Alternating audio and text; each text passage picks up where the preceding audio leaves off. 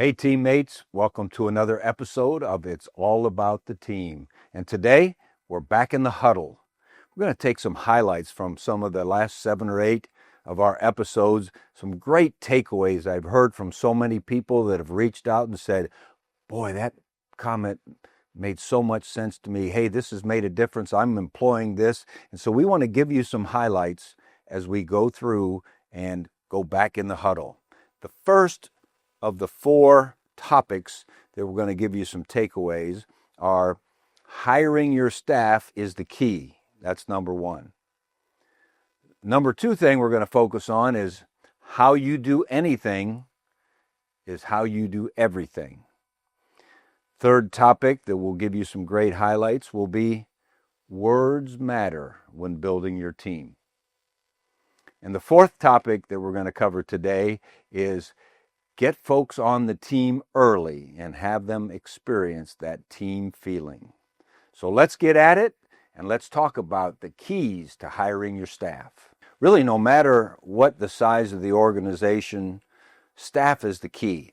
As the organization grows and it becomes more complex, it becomes increasingly more important as there are more levels, there are more components to be managed, to be taught, to be served. That you get the right people. And one of the great lessons I learned early in my coaching career from my athletic director, Joe Malmazer, was it's all about the kind of people you hire. They most certainly need to have the expertise in the field. They need to know the game. But what's even more important is that they've got to have the values of what the young person needs. We always talked about the fact that our players didn't care what we know until they know that we care. And our coaches, we had to make sure that our players knew that they genuinely cared about them. And then, of course, they had to know the game. Maybe the most important thing or the most impressive thing I saw in our coaching staffs over the course of time was that we didn't try to fit our players into a system. We wanted to fit our players into a culture, and a culture of team is critical, but we didn't try to fit them into a system. When the players would become a part of the team, understand the culture, believe in the culture, then we had to figure out what they did best, and then we would build the technical part of our operation from there. It takes a special staff to be able to do that. And that's why we were fortunate to have that. And so let's hear from Coach Trent Dilfer, who highly successful NFL player, Super Bowl champion, went into the coaching business, grassroots in high school, went on and won state championships. Let's listen and hear what he's learned about the importance of building staffs, in this case, on the Division I college football level. They could take the highly complex and make it very simple. And I think that's maybe the biggest thing I stole from both of them that I think my coaches say I'm really good at because they get frustrated. They get frustrated that I don't get into the weeds too often. And I'm like, no. If they get it from 30,000 feet, if I can make this simple where it hits their brain, then you guys can go dig a little deeper, plow the soil a little more, get into the weeds and really detail it out. But if you start there, it's overwhelming. They're going to tap out. Their brains are going to explode. So from Tony and Mike, I kind of learned how to teach on taking something super, super complex and how can I make this the simplest form of it and then tell a story around it, have an analogy, a metaphor, something that touches their heart, where it clicks, where they have the aha moment of, oh, I know what he's talking about with that crazy play that has 13 words. Then let my brilliant coaches go kind of do the rest because they're already in. They already understand what we're trying to accomplish. Now the coaches can go drill a little deeper. Let's segue from the world of athletics into the business world. It was great visiting with Drew Sparacia, and we were talking about the fact that some folks happen to ascribe to the belief that nepotism isn't a great idea. Sometimes nepotism is narrowly defined as your own family. Other times people define nepotism as people within your own system growing and making steps up the ladder as we go. I've been a believer in nepotism, most especially in growing your own.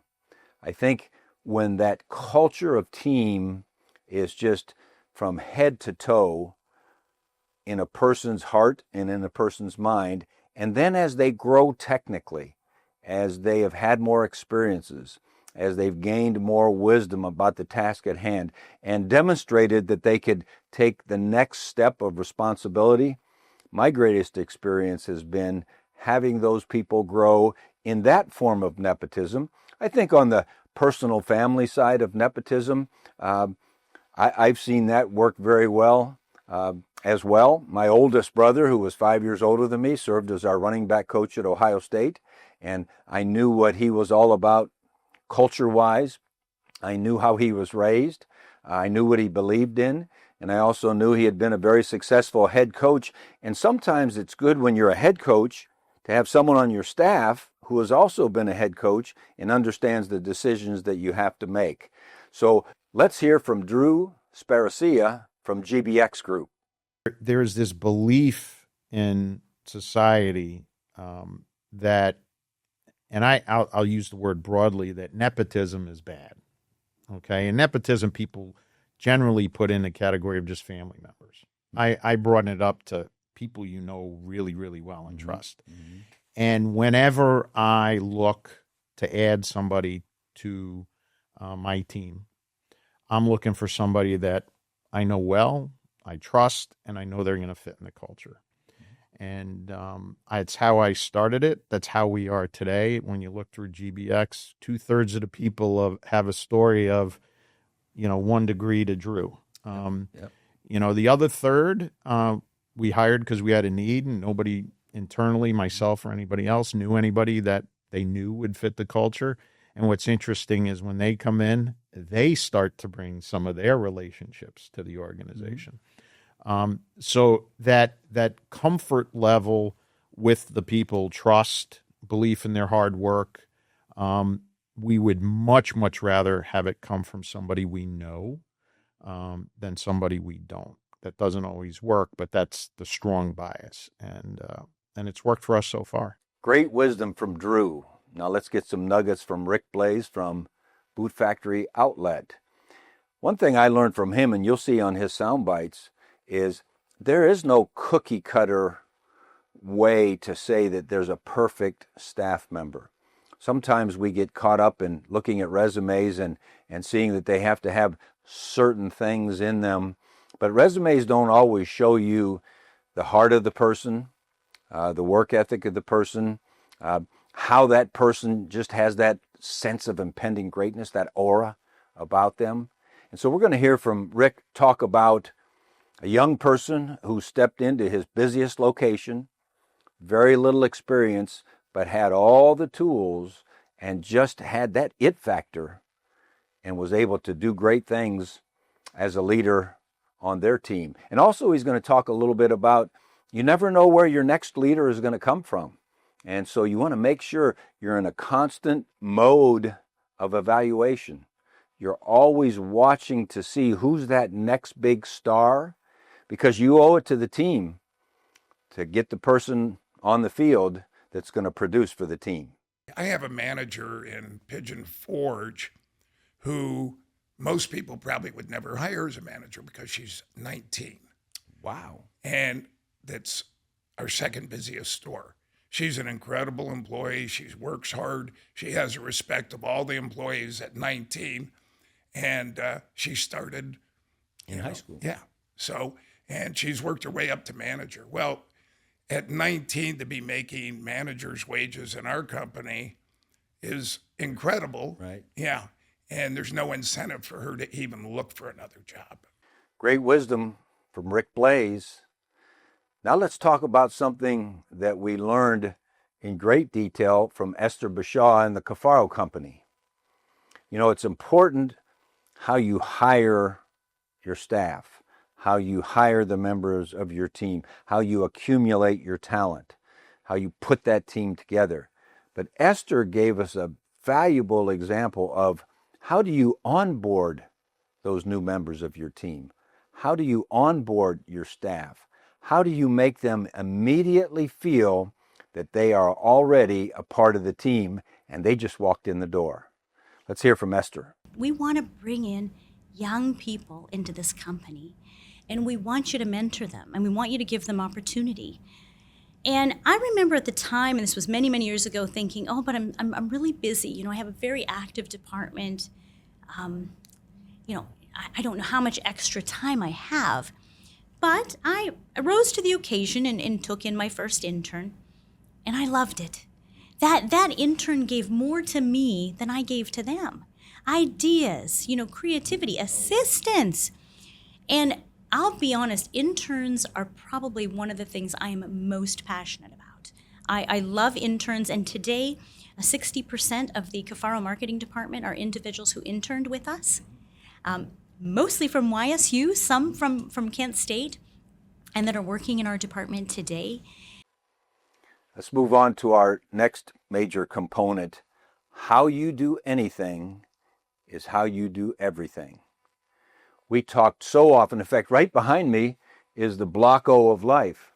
And there are 6 areas of one's life. And our constant conversation with our student athletes was, you can be the best academic student you can be just because you want to be in the NFL.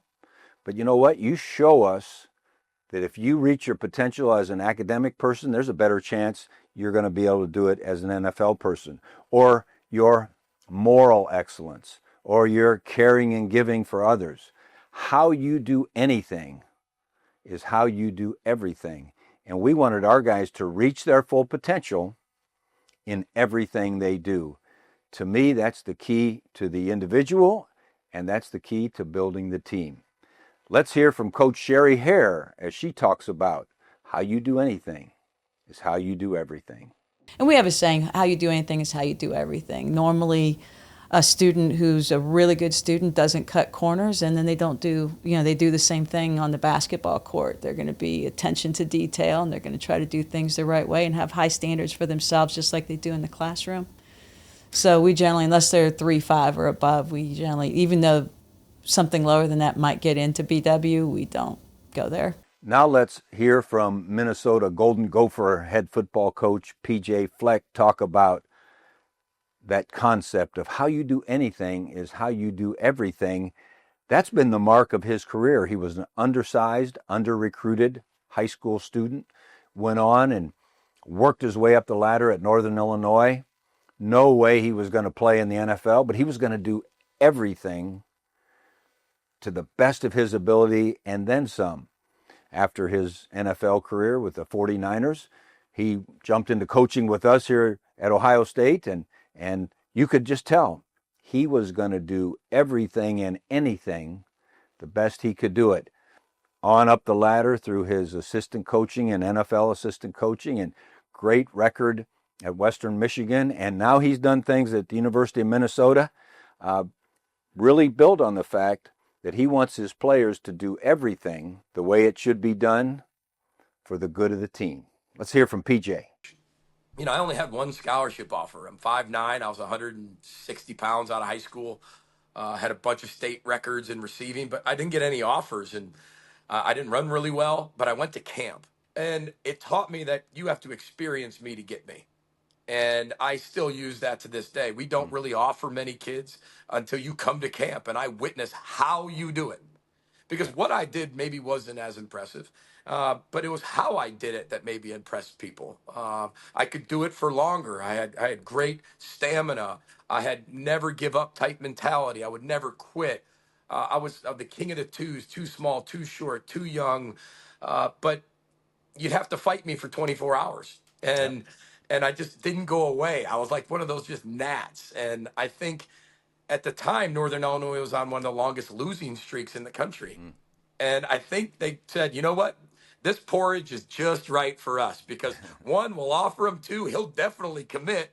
And we want to build around this type of how. And if you look at the players I played with, Thomas Hammock, who's a head coach at Northern Illinois, Nick Duffy, who's really successful in the financial world, we all had that how, which was the effort, the unconquerable will, that mentality, that necktie mentality. And I think that's what Joe Novak was looking for. And we do that to this day. And then I go play in the NFL, which was the longest shot of the longest shot. They spelled my name wrong.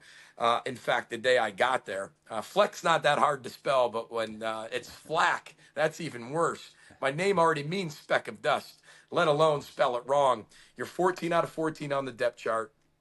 The only way to move is up. And one by one, you're not comparing yourself and competing against those people. It taught me that I have to compete with myself every day. Let's hear an explanation of how you do anything is how you do everything from Coach Darrell Hazel. Coach Hazel had a long time assistant coaching career and then left our staff at Ohio State after he'd coached a number of first-round draft choices. Great success as the head coach at Kent State and on to Purdue University and then on to the Minnesota Vikings. And he's got a great example of that adage of how you do anything is how you do everything. Everything is important. I was the DFO as well as a running back coach, right? So I had buses and meals and dorm rooms and all these other things that at the time I didn't want to do, but it helped me later. So we went and played Brown up in Providence, and we beat them, but we were sloppy. We were really sloppy. And we're in the staff room, and it was pretty quiet. And he calls me out because of the meal that we had in pregame, right? He's like, "Hey, we didn't have any meat in this meal." I mean, he went right down a list on the meal. So my point being that when you're in leadership and you want to be successful, and it may not be that day, it might be 3 weeks from now or 3 years from now, you got to cover everything. Everything matters. Everything matters. So we're going to move to our third concept component for today's Back in the Huddle, and we're going to stick with Darrell Hazel on this one because he gave us some great lessons on the fact that words matter when you're building that team. How you can be really impactful as a coach with just a few words when a guy has a bad day, right? I found that out my first year. We had a tight end. I can't even remember his name at the time. I can't even remember his name. 1986, probably. Yeah, 1986. Yeah. We had a tight end. He had an awful day of practice. He's a freshman. And he was going to be a good player, but he had one of those days that we've all had. And you pull him aside, and you have those words, those quiet words with him to reinforce where you're going to be, right? You're not there right now, but if you can continue to work, that you're going to be something special. And then you have the rest of your guys, the rest of his teammates Go. and go in and empower him as well. Encourage him, empower him. Yeah. Let's hear from Coach Hazel's star player at Ohio State, Teddy Ginn Jr. And it's interesting as he talks about words matter. He comes from a different framework, if you will, that sometimes you have to be the guy in the locker room or the guy in the company, the guy on the team that gives those reassuring words, that gives that encouragement in the quiet, maybe private sense of things. I often think about when I used to walk in the locker room when Will Smith, the great Buckeye and New Orleans Saints, rest his soul, every time it seemed like I walked in that locker room, he was sitting next to a different walk-on player. And a walk-on player is a guy that gets no scholarship, probably isn't going to play a whole bunch. But every day, Will Smith was sitting down with his arm around a different guy who was a walk-on. And it was amazing how his reassuring words built the culture of our football family. But let's hear from Teddy Ginn Jr.'s perspective. Words matter. I'd probably say myself, because I knew the whole situation from being a coach's son. So the more that I can give out to the guys, the more the team can receive what the old man was really trying to do. Being in the locker rooms, you got a guy over here mad as hell at your dad. You trying to figure out how to make that work. So I think that me being open to hearing what was going on and knowing what he's trying to do to be able to move my teammate, because I came in as a young age, so that system was already set. So I think like Coach just said, from the FCAs and the different things that we did outside of football, created me as that teammate to, expand what he was really trying to do with everybody else. Great wisdom from the locker room and Teddy Ginn Jr. Let's move on to PJ Fleck. And it's a different time in collegiate athletics right now. Staffs are larger, more people are around the program. Obviously, the student athletes have an opportunity to weigh in with their name, image, likeness. They have the ability to transfer schools much more easily and not really have any consequences from that.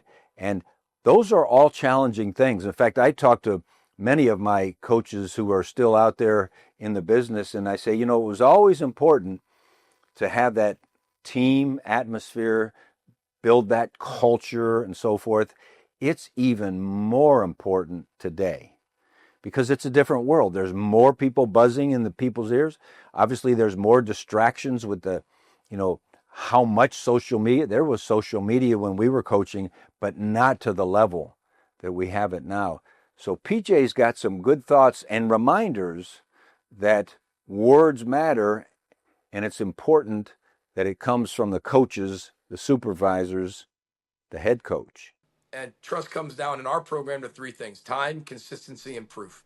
And once you have that and you establish that, then what you say and how you say it has definitions behind it, or it has there's a believability behind it, and you get everybody rowing that boat. But there's process to all that, because people have a hard time communicating, right? And just in today's world, and I've noticed with a lot of our players, like, there's always a space between two people. This person's talking to this person, and this person's trying to get this person to believe what this person wants. And we're both going back and forth. But there's always a space in between it. The longer that you don't communicate, that you're not aligned, that some people say on the same page, that you're not knowing that it's not about you, it's about other people, that gap just gets bigger and bigger and bigger and bigger. And that's human nature. And that space in between, the old Dave Matthews song, is always filled with negativity. So if you're not being transparent, you're not being trustworthy, you're not talking, communicating, connecting with your players, you're going to lose that really quick. I mean, I took a lesson even from you. My office is literally right behind this wall is the team meeting room. I do not have an assistant. I do not have a secretary. They can walk in here every single minute of every day and feel free to come in and talk about anything. Great advice, Coach Fleck.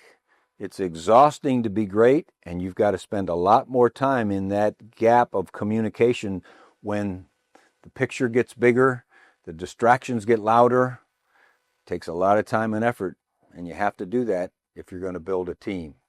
And lastly, our last component, our last focus area is it is so critical to get young people on teams early. Have them experience being a part of something special. One of the things in my new role as Lieutenant Governor that we've had a lot of conversations around our state is the workforce needs that we have and the changing workforce and getting young people exposed to the opportunities that are out there for them, getting them to see and get their hands on it and see what's possible. Well, the same goes for seeing what's out there of value of being a part of a team. I remember vividly being a youngster, 5, 6 years old, being so proud, being in the locker room of my dad's teams at Baldwin Wallace and taking the tongue depressor and cleaning the mud off the cleats of his players and sweeping up the orange peels and being able to stand out there at practice. I thought I was on the team. I wanted to be on teams. I saw how much fun it was to be on teams. We want to make sure we expose young people and people of all ages, but get it done early. Have them feel what it's like to be a part of a team. One of the greatest coaches in the history of women's basketball at the collegiate level, Sherry Harrer, will share her experience about her early opportunity to be a part of a team. till 8th grade, I had it was actually the junior high principal at the time coached our boys' 8th grade team. We had no girls junior high team. Okay. And he actually asked me if I wanted to participate on the boys' 8th grade team. And one thing led to another. It was early in Title IX, and I ended up not being able to compete because of just the chaos that would have caused. But he allowed me to practice the whole time, and he's the first guy that talked to me about teaching and coaching. And from then on, it pretty much was what I was going to do. Great story from Coach Hare. Let's hear from Teddy Ginn Jr. again. A little bit like my lifetime. He got to grow up in the locker room. You can see the value that Teddy felt of his opportunity to be the mascot. Like I say, I took I out of the team at a long time ago. I'd probably say 4 years old. Right. You know, being a mascot, you know, holding in the guys' jewelry and cell phones and pagers when I was kids, you know, and, you know, really being attentive to that because they trusted me with their belongings, you know, so that was my position on that team at that time. Make sure my pager and my money is right and give me some water. Thanks so much, Teddy, and for all of our great guests on It's All About the Team. And let's review. Hiring your staff is the key. How you do anything is how you do everything. And don't forget, words matter. And lastly, let's all see if we can do a great job of getting young people on teams early to feel a part of what we're trying to accomplish and what they can be a part of in the future. Until the next time, it's all about the team.